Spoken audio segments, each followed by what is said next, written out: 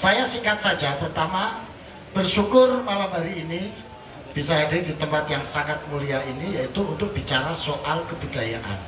Ini penting karena kebudayaan Nusantara itu berbeda konstruksi akar dengan kebudayaan yang ada di tempat lain, baik yang ada di Timur Tengah maupun yang ada di Barat.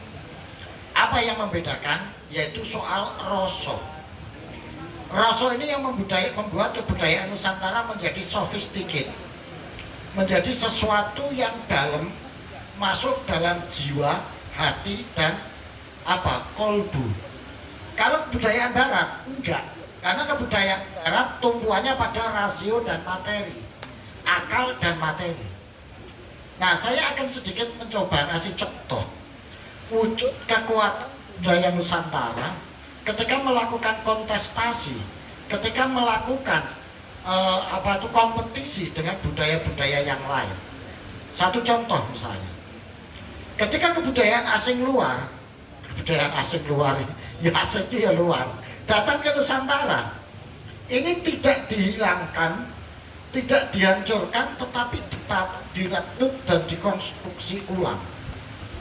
Satu contoh wayang. Wayang di dalam budaya asli India, Mahabharata, Ramayana, begitu masuk ke Nusantara dilakukan penyesuaian, rekonstruksi.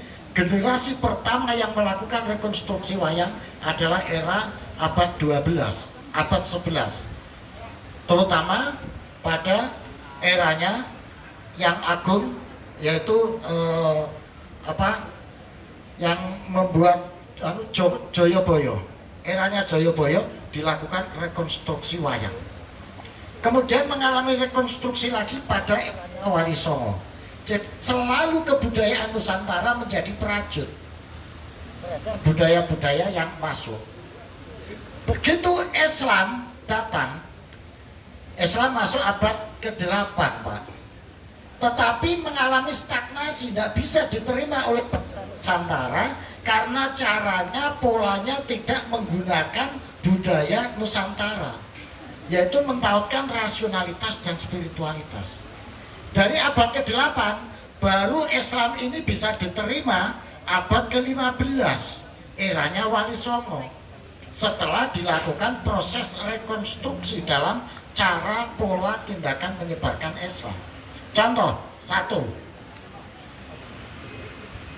ketika Quran ini diajarkan di sini, gak masuk, Pak, karena bahasa Arab, gak tekan hati, gak nyes. Tapi ketika para wali mengajarkan Islam dengan Nusantara, baru orang Nusantara bisa menerima. Contohnya, salah satu contoh saja, ayat wa minal laili fatahajjat bi nafilatan laka asa ayat asarobuka maqamam mahmuda. Ayat ini mengajak orang untuk sholat tahajud. Wa minal laili fatahajjat bi, dan di antara malam-malam itu hendaknya kamu bangun untuk melakukan tahajud. Untuk apa? Asa ayat asarobuka maqamam mahmuda, supaya Anda memperoleh tempat yang mulia di sisi Allah dan di hadapan manusia. Itu nek wong Jawa gak cocok, Pak. Artinya gak iso paham. Oleh para wali, ayat ini baru didekati, direkonstruksi dengan cara Jawa, dadine kidung rumeksa. Ana kidung rumeksa ing wengi tego ayu, luput ing lara, luput pilai kabeh, jin setan tatan purun ila akhiri. Iku ben Pak dalam sing teruske. Jadi begitu ayat wa nalaili fatahajjat bihi ditransformasi menjadi kidung rumeksa. Nah ini menjawab wong Nusantara lagi iso nampa. Ana kidung rumeksa ing wengi, ada senandung yang bergema di tengah keheningan malam, gitu. Teguh hayu luput ing lara. Barang siapa yang melawan dinginnya malam dan nikmatnya ngantuk untuk takarrub, tahajud, zikir, manembah marang Gusti Allah, maka teguh hayu luput ing lara, dia akan lepas dari menurut para bahaya. Asa ayat asa robuka maqamam mahmuda, dadine jin setan tetan purun panaluhan tan ana wani. Nah, ini cara para orang ulama-ulama Nusantara melakukan transformasi, mengambil ajaran Islam, dibahasakan, diwujudkan dalam tradisi Nusantara. Nusantara sehingga bisa diterima oleh masyarakat Nusantara. Hal yang sama juga terjadi ketika Kristen masuk, agama Nasrani masuk. Ada seorang pendeta Katolik, dia menerjemahkan Injil dalam bahasa Jawa. Tapi Injil ini nggak masuk dalam naluri, ini kok putus-putus terus apa ya Mas? Dalam naluri pikiran orang Jawa. Akhirnya sang pendeta ini berguru kepada siapa? Kiai Hasan Besari. Tanya ke Kiai Hasan Besari gimana cara supaya Injil ini bisa diterima. Nah, Kiai Hasan Besari yang ulama besar itu ngasih cara. Beberapa istilah-istilah yang ada di Injil itu perlu dinusantarakan. Sehingga akhirnya ada beberapa istilah yang kemudian dikasih istilahnya oleh Hasan Besari, akhirnya Injil ini bisa diterima oleh bangsa Nusantara sehingga mulai sosok Kiai Sadra dan lain sebagainya itu tadi. Ini membuktikan bahwa budaya Nusantara itu pakai rasa. Nek rasane ilang gak iso ditampa, Pak. Mbok saiki bengak-bengok tengah dalan takbir sampean. Ora ditampa karo wong.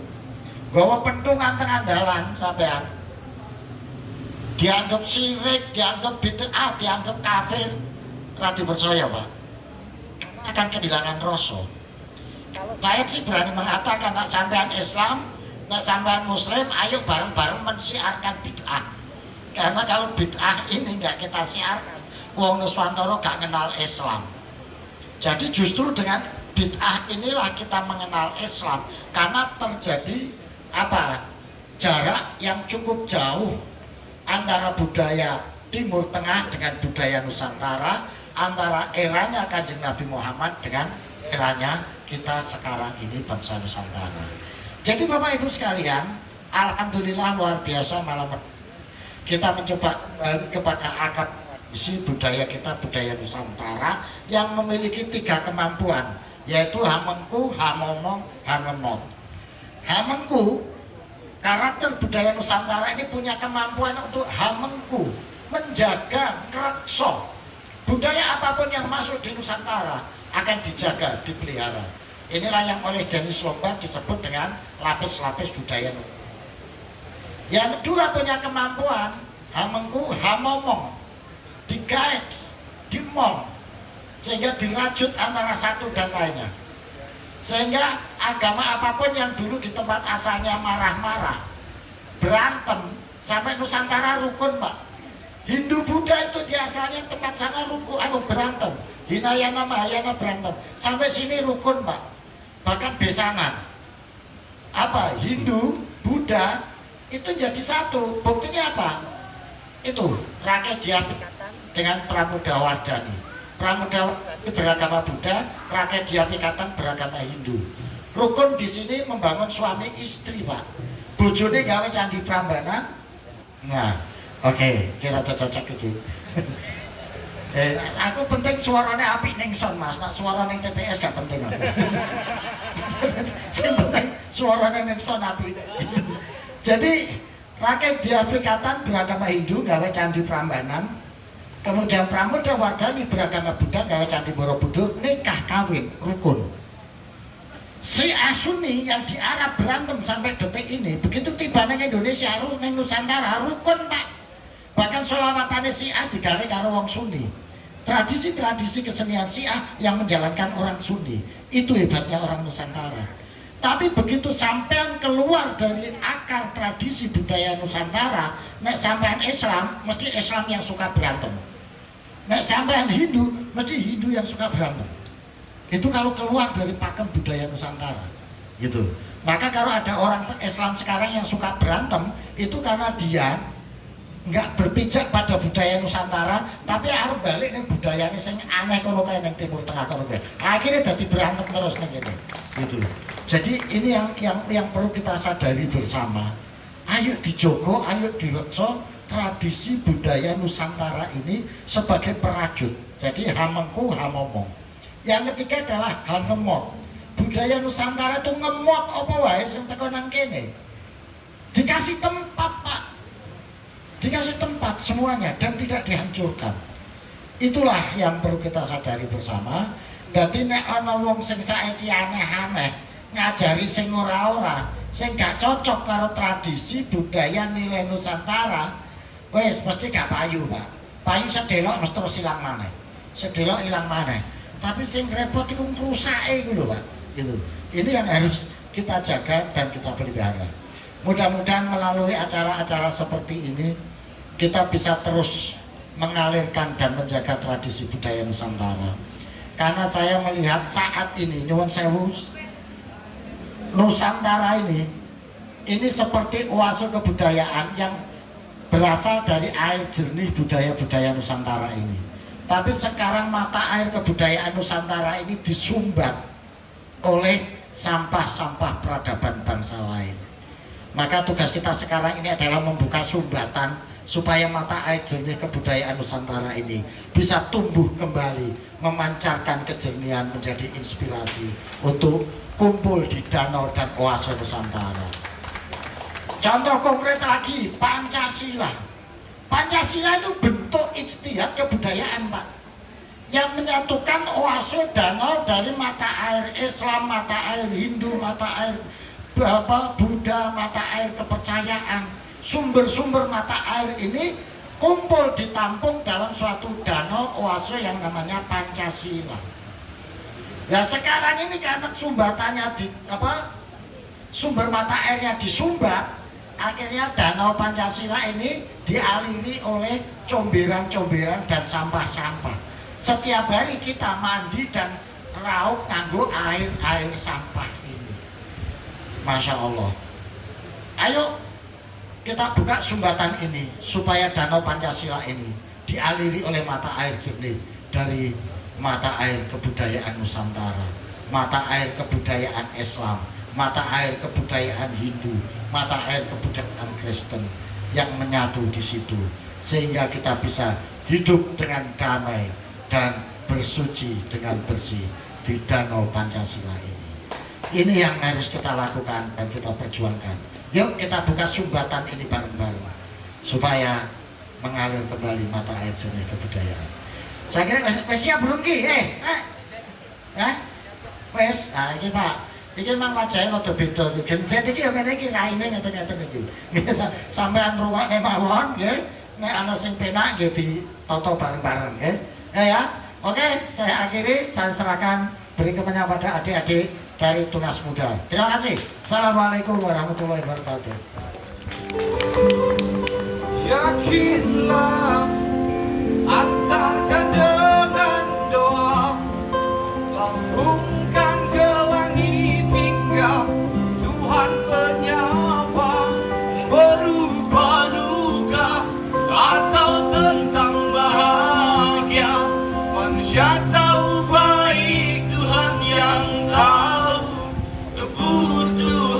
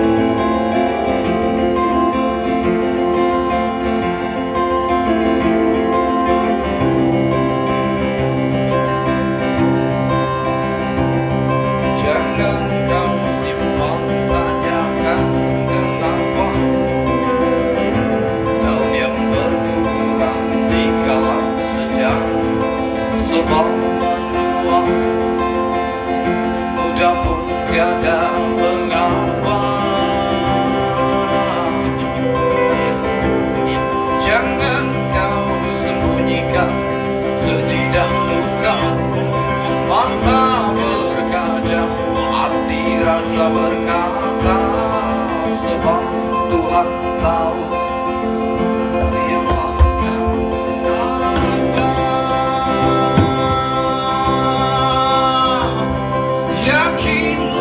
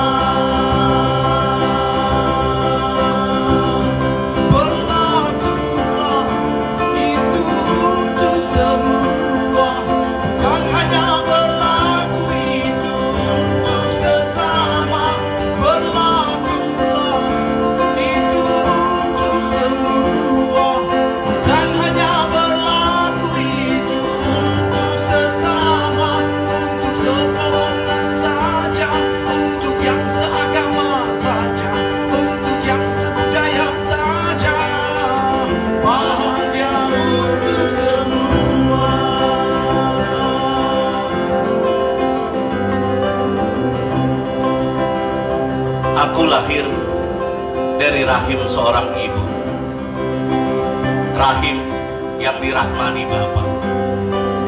Aku lahir dari rahman seorang Bapa, rahman yang dirahimi ibu. Aku lahir dari sayang ibu, sayang yang dikasih Bapa. Aku lahir dari kasih Bapa, kasih yang disayang ibu.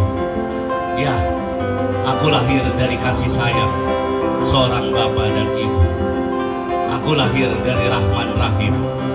Aku lahir ditempatkan di tengah, bukan di sebelah kanan, bukan di sebelah kiri, bukan berpaham kanan, bukan berpaham kiri, tapi aku berpaham tengah yang penuh dengan keseimbangan.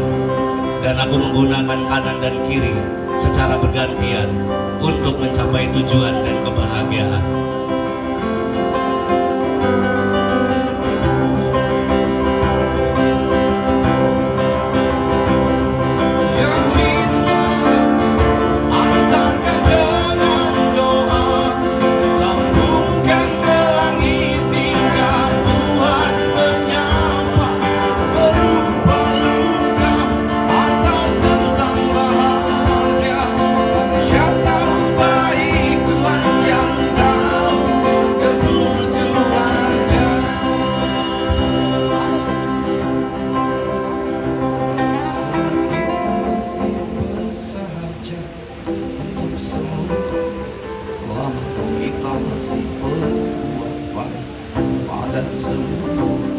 Selama kita masih menjaga hak alam semesta, selama itu pula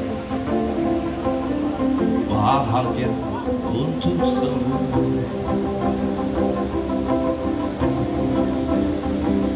Selama kita masih bersahaja untuk semua, selama kita masih berbuat baik pada semua, selama kita masih menjaga hak alam semesta, selama itu pula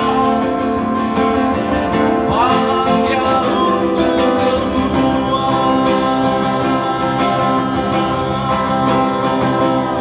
Berlakulah itu untuk semua, bukan hanya berlaku itu untuk sesama. Berlakulah itu untuk semua, bukan hanya berlaku itu untuk sesama, untuk segolongan saja, untuk yang seagama saja, untuk yang sebudaya